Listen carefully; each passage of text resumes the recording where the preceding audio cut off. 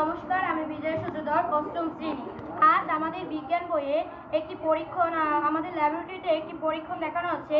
এই পরীক্ষণটির নাম হচ্ছে হলুদ লেবুর রসের এবং চুনের পরীক্ষণ।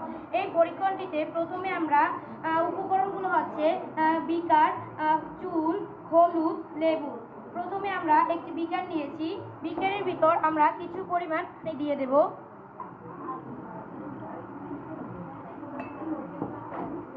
পানির ভিতর আমরা 1 চা চামচের অর্ধেক পরিমাণ হলুদ দিয়ে দেব। হলুদ দেওয়ার পানিটাকে ভালোভাবে মিশিয়ে নিতে হবে। মিশিয়ে নেওয়ার পর এর ভিতর একটি সর্ষে হলুদ রং দেখা যাচ্ছে। এরপর আমরা আরেকটি বিকার নিব। বিকারের ভিতর পানি দিয়ে দেব।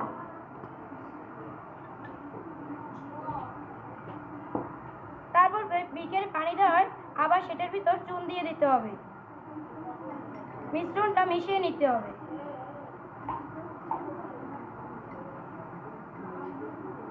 মেশানো হওয়ার পর আমরা আগ থেকে যে চুনের পানিটা ছিল, হলুদের পানিটা ছিল, সেটাই চুনের পানিটা দিয়ে দেব।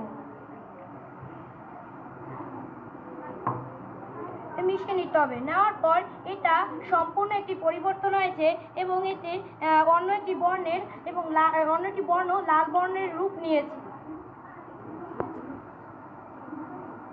এরপর এই বর্ণটাকে আবার আমাদের পুনরায় হলুদে ফিরিয়ে আনতে এর ভিতর আমরা লেবুর রস দিয়ে দেব।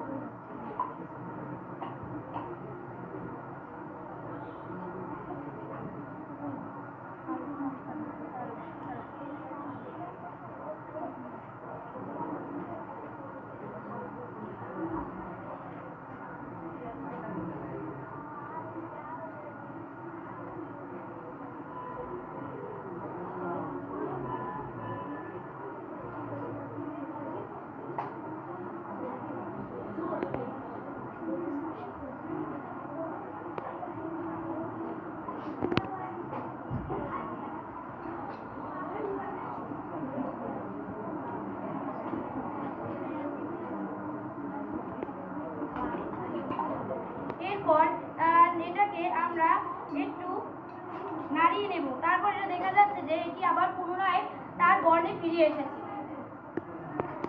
আচ্ছা, ভৌত পরিবর্তনটা কি? ভৌত পরিবর্তনটা হলো শুধু অবস্থার পরিবর্তন হয়, কিন্তু মূল পদার্থের কোনো পরিবর্তন হয় না। রাসায়নিক পরিবর্তনটা কি? রাসায়নিক পরিবর্তন আছে উৎপত্তি থেকে বিগ্রহের কোনো মিল থাকে না, এটাই হচ্ছে রাসায়নিক পরিবর্তন।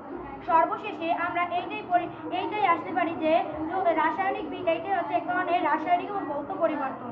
প্রথমে আমরা এটার ভিতরে যে দেওয়ায় চুনের পানি এবং হলুদের পানি মিশ্রণে এটি লাল বর্ণের হয়ে গেছে, যেটি হচ্ছে এক ধরনের রাসায়নিক পরিবর্তন। আর পরবর্তীতে এটার ভিতর লেবুর রস দেওয়ায় এটি আবার ভৌত পরিবর্তন হয়ে গেছে। ধন্যবাদ। তোমাদের কাছে আমার একটি প্রশ্ন, যে রাসায়নিক পরিবর্তনটা আসলে কি? রাসায়নিক পরিবর্তনটা বলতে বোঝায় যে যেটার ভিতরে উৎপাদক ও বিক্রয়কের কোনো মিল থাকবে না, সম্পূর্ণ আলাদা, এটাই হচ্ছে রাসায়নিক পরিবর্তন। চুনের সাথে লেবুর রসের বিক্রিয়ার ফলে কি তৈরি হয়? ক্যালসিয়াম কার্বনেট, পানি আর ক্যালসিয়াম অক্সাইড তৈরি হয়।